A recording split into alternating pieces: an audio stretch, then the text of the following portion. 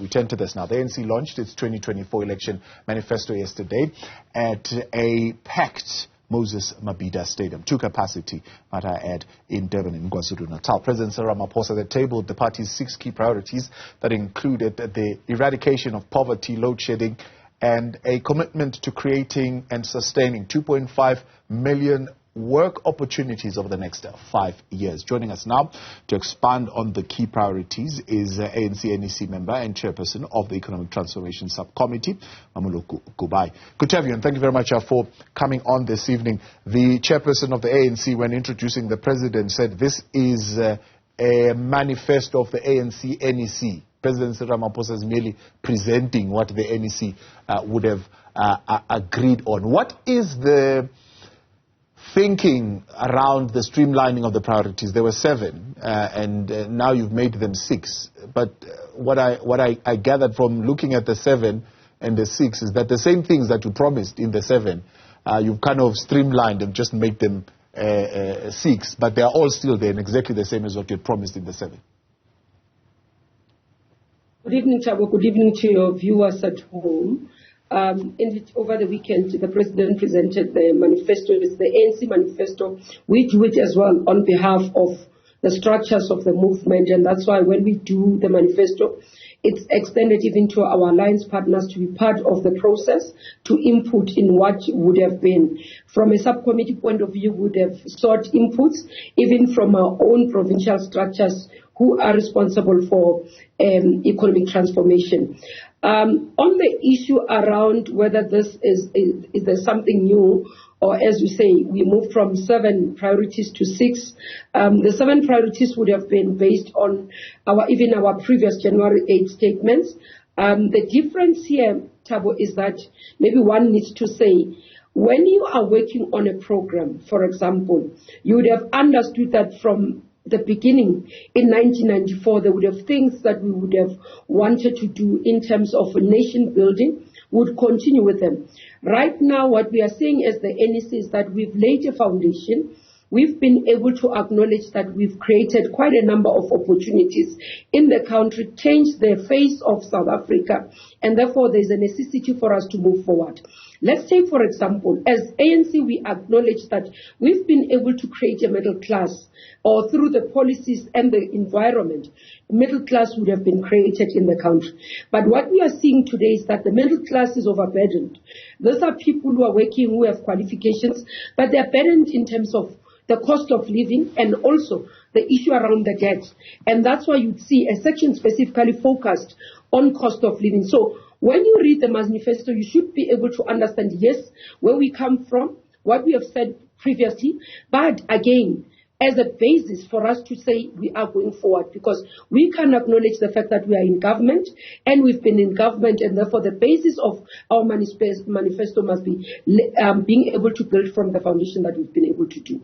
So let's look a little bit at that foundation and look at the last 5 years. Your manifesto review 2019 says what could have happened in the last 5 years when it comes to jobs in particular and the economy was that yes, you were confronted by COVID-19.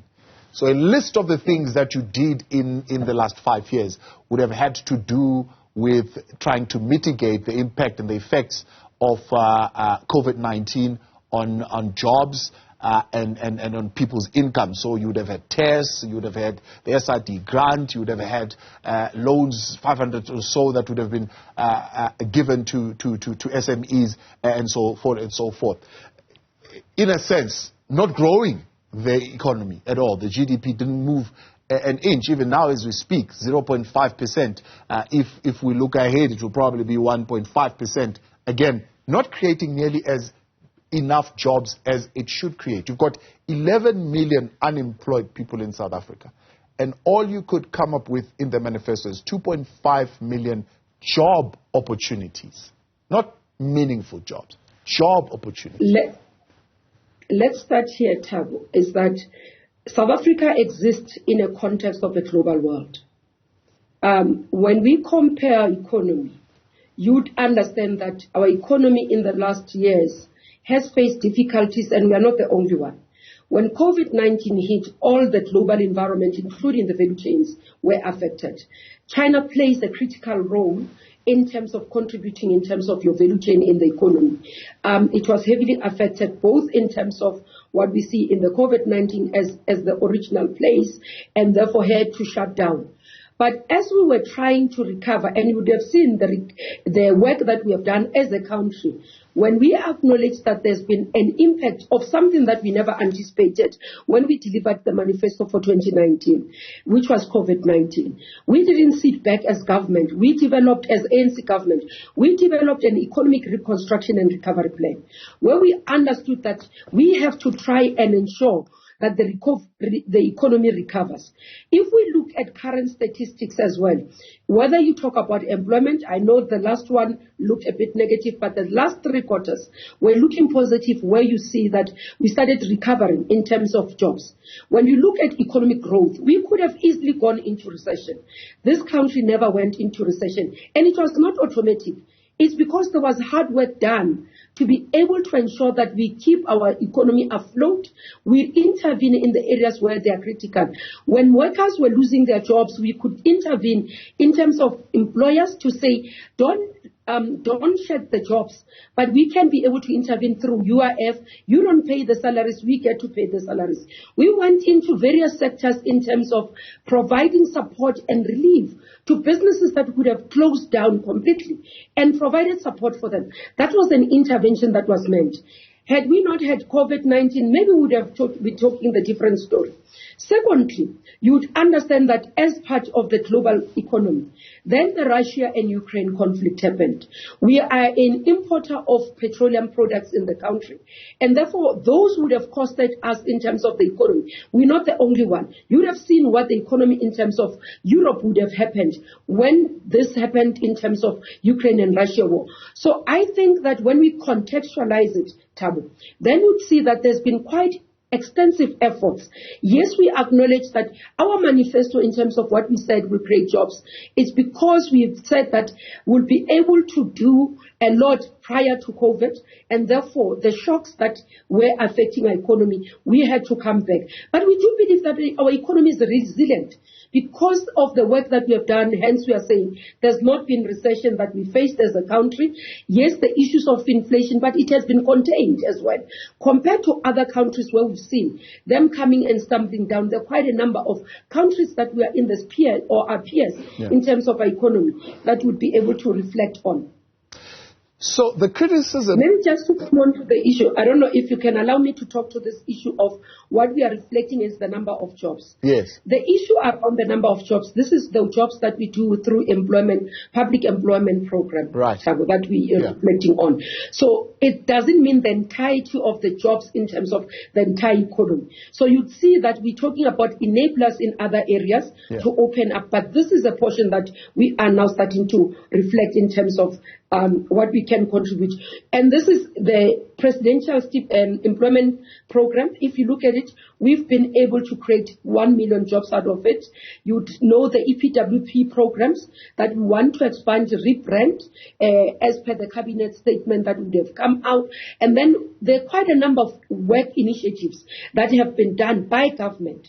And that's why we call it work opportunities, because these are more around young people and short-term jobs, but for enabling people to be able to access market opportunities going beyond what we provide. And that's why I think the criticism is that that particular framework is unimaginative, because you have a president that meets with business, right? If I'm not mistaken, it's every 6 months or is it every 3 months, but they meet quite periodically in a year.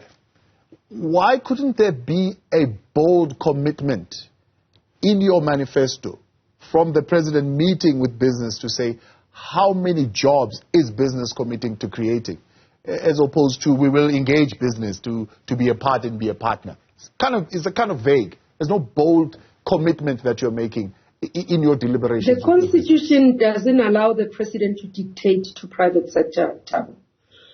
You can engage. That's why he called on social compact.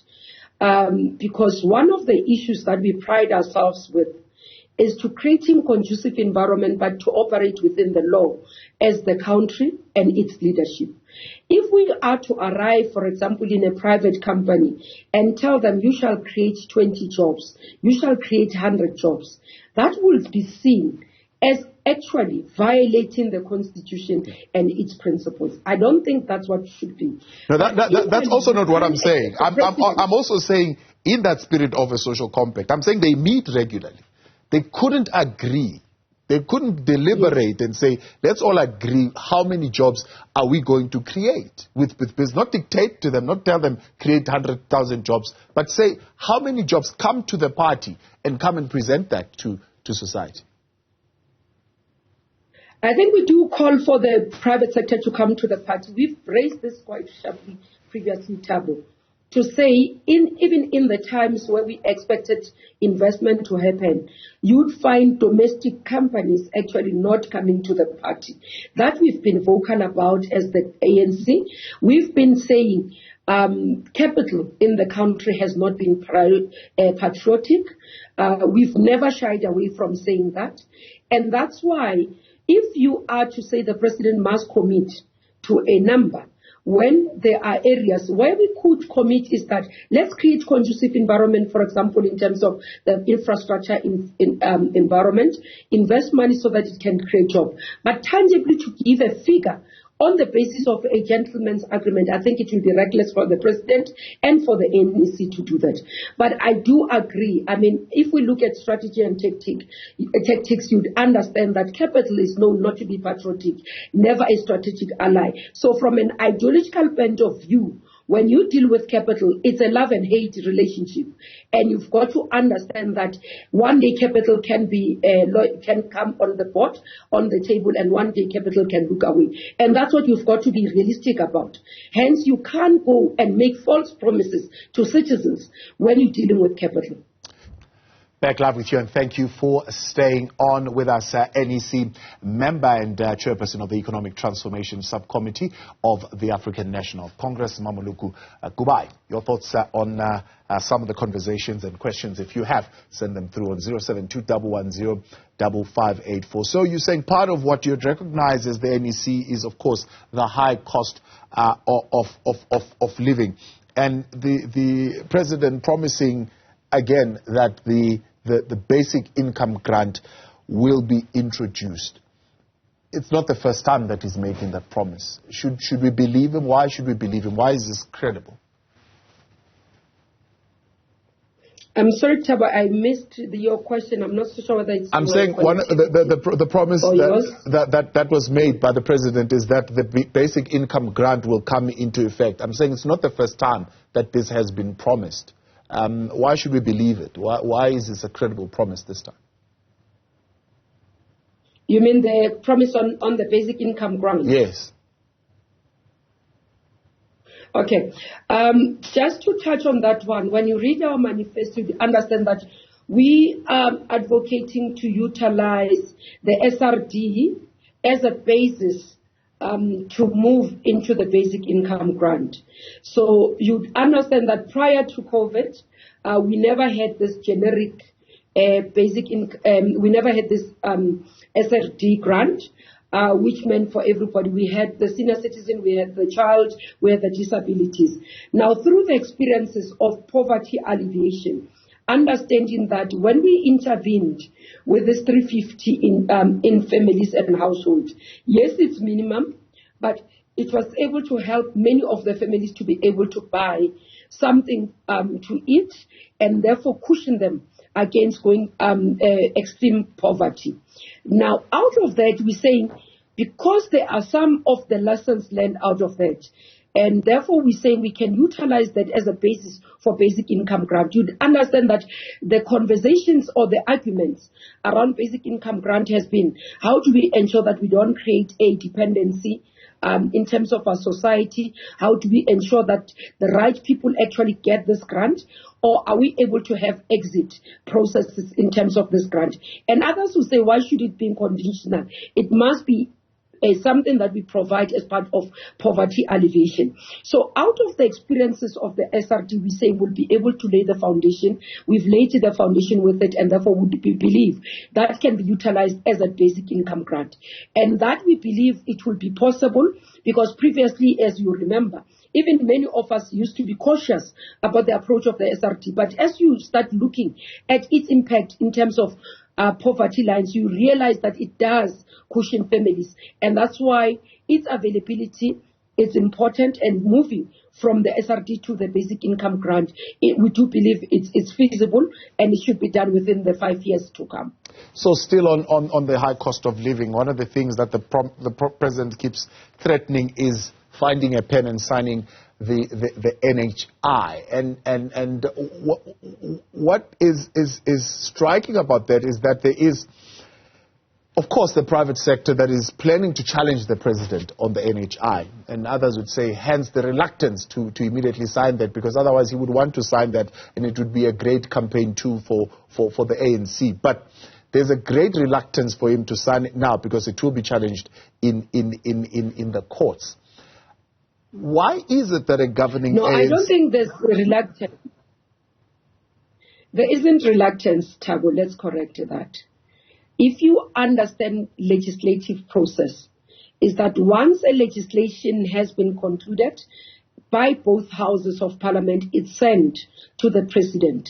But when it arrives in presidency, I say this because I've been a parliamentary councillor in the presidency previously.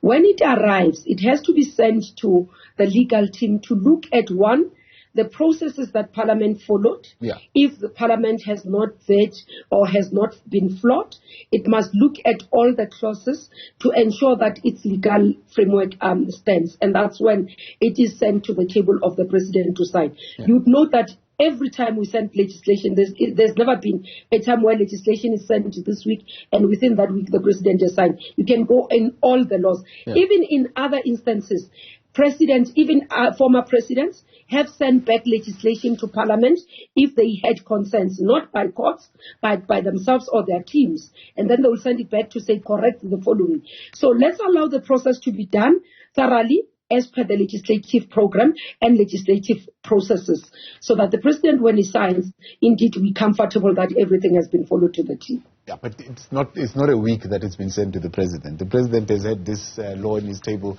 for a while now. It's not been a week that he's had it. He's had it, I'm sure, since last year sometime when it has been sent to him. But I take your point. Of course, dot the I's, cross the T's. I fully take your point. But here's what I wanted to say. I wanted to say a governing ANC, a governing party in charge of the Department of Health, you would have a little bit more confidence in terms of the implementation of the NHI if you were sure that the public infrastructure did not need the private sector for it to be giving the health services at the level that it should be able to give it. So you do need the private sector to actually buy into the NHI, don't you? You know, Chaba, I always say when I talk about NHI, I use COVID-19 period as an example. Fortunately, I acted there for about 2 months. And I say, during COVID-19, when we were faced, for example, with a number of incidences that were rising, where people were affected, had COVID-19 and had to be treated, and you'd find that we would work on the basis of availability of beds. And this never looked at whether it's private sector or public. You'd find that sometimes you had private sector that did not have enough beds. They will send the patients to public sector. And similarly, public sector that did not have enough beds, they would send some patients to private sector. And that is one of the good examples to utilize as an example to say, when we have a unified system that works together, it can save everyone. It can serve everyone. It can ensure affordability. It can ensure accessibility. I mean, you look today, many of us who are on medical aids know for a fact that you can go to a doctor, you attend while you are paying, but still, you have to top up. half of your price comes out of your pocket. How many people go to private sector to do operations? Sometimes they can't even do in private sector while paying medical aid. They end up to be the burden of the state. So I always utilize that. When we utilize our infrastructure jointly, our services jointly, actually we'll be able to provide for quality healthcare for all South Africans, not only for those who can afford, but for all of us. Let's then look at the other point which you have, of course, touched on in the manifesto. It's this priority of ensuring a capable state. And the big theme of what came out of there is that national and provincial is now going to intervene in the service delivery level. If there's no water, national and provincial will intervene. If there's no transport, national and provincial will intervene. If there is problems at the schools, national and provincial will intervene. Is that not a demonstration of a lack of reliable leadership in the ANC? Why would national be jumping? Senzo Mkhunu, it means where there's problems in Verulam, he'll be there. There's problems he must be there. He must be in Kwakwa, he must be there. In every area where there's problems, he must be there. Why wouldn't you have reliable HR, human resource that is there, that solves problems without national and province having to jump in? No, I don't think that's what that concept means. Let me just explain it. What building capable state means is that we are going to ensure across all spheres, working in an intergovernmental framework, to be able to build capacity across, to be able to support each other as government, and not delineate ourselves to say this is not my responsibility, it's the responsibility of the municipality. Because what we have learned in this 30 years is that South Africans, despite the growing of this democracy and maturing of democracy, still don't want to differentiate between local, provincial, and national. All they know is that I expect a service from a government. And whether it's a local, it's a province, it's a national. When you arrive as a minister, they don't expect you to explain, to say, no, this is not my my responsibility, it's the responsibility of the municipality. They expect you to be able to say, this is what we are going to do, this is how we are going to solve it. Fortunately, my portfolio is that one that has concurrent function. I work with municipalities. We currently have framework through DORA that we can intervene, but there are limitations. And that's why we are saying where, for example, there's a paralysis of a municipality, while we are rebuilding and dealing with the issues within that municipality, what we need to do as national government is not to fold our arms, but to go in and ensure a service is being delivered to South Africans. That's what that concept means in terms of intervening. Building capable state means that we will have to look at all the municipalities. What qualifications does the CFOs have? What qualifications does MML have? Do we have planners? Do we have engineers? Not only that, as Minister of Human Settlement, for example, go into a municipality, I find difficulties, then I bring engineers. Because that's what we are doing currently. It's not something that we are not doing, but we want to formalize it so that we are also able to ensure there is capacity for the services and constitutional obligations by municipalities. So we can't take over all the responsibilities of municipalities because those are constitutionally enshrined. So there's someone listening to that and saying, you know, it's very hard to believe that you'll be able to do that and do that successfully, because you have a lot of people with capacity who are now, for lack of a better word, disillusioned by the African National Congress, disillusioned by even the public sector. So they wouldn't even want to touch the public sector at this particular point. You've got that challenge to deal with. But two, you've got the challenge of the ANC having successively in all the elections lost power. And even now, at a threat of possibly losing power, you want all your leaders with a pool in terms of constituency to be in the party and not to be messed with as much as possible. And some of them are the very same people who would have put the municipalities and the SOEs at the place that they are at right now, that you will still have those people there, and they will not be delivered. Let me deal with the first part, and I'll come to all the areas you've raised. The first point, I think generalization will be a problem. I'm a minister. I've advertised for boards. I've received extensive submissions. I've never experienced in where I've been a member of the executive as a minister in the 5 portfolios I've led, where I had people refusing to come and join and be in the boards, be in the CEOs, be at the positions that we are. When we advertise, for example, for the DG, I've got Dr. Mwemi now, who's well experienced in terms of public service as the Director General of the Department of Human Settlements. If indeed public service was unpalatable and unattractive, somebody like him would have left. You go into my entities as well, you find highly qualified, highly skilled individuals as CEOs, even in the boards.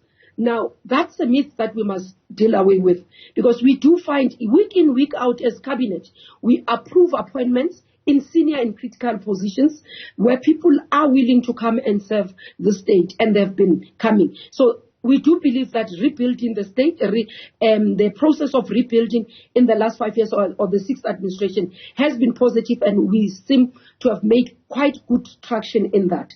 On the issue of which I'm battling to understand what you're trying to raise there. On the issue of individuals, you'd know that President even highlighted the process of appointment of, or the process of finalization of the list. Yes. What we are doing currently of the list is that all of us had to submit a CV, had to submit copies of qualifications, because there's minimum requirements of qualifications expected from us as members of the ANC. We had to submit fingerprints for verification and checking of, we had to declare our assets and liabilities and our financials. But not only that, we went through interviews, including the president subjected himself to an interview. This is what we talked about renewal. There are individuals, we've in the 5 years or in the time that we talked about the renewal, where if you are charged, then you are allowed to step aside. And the process is that if you feel that the case has been delayed for a long time, you go for review. We go before Integrity Commission if there are headlines. No party, Thabo, does that. No party provides this rigorous process of public reps. No party can give us a policy that says if somebody has this allegation, they step aside, or they are able to face an integrity commission. They don't have that. It's the ANC. But also, you know, one of the things that I pride myself to be in the ANC is that it's the only party that actually promotes representation and the voice of all sectors. You talk about women, you talk about LGBTQI, you talk about people with disability, you talk about young people, you talk about minorities, what will be called other groups, you talk. So we've got non-racial, a democratic country that we want to build, and we are practicing it in essence. So that's what we pride ourselves, and we are putting there to the voters to say, this is who we are bringing as well. You'd see when we release the list, it will have those elements. Appreciate your time. Thank you very much for coming on. ANC NEC member, chair of the Economic Transformation Subcommittee, Mmamoloko Kubayi. Well, your thoughts there. 072-110-5584. Drop us an X at Newzroom 405.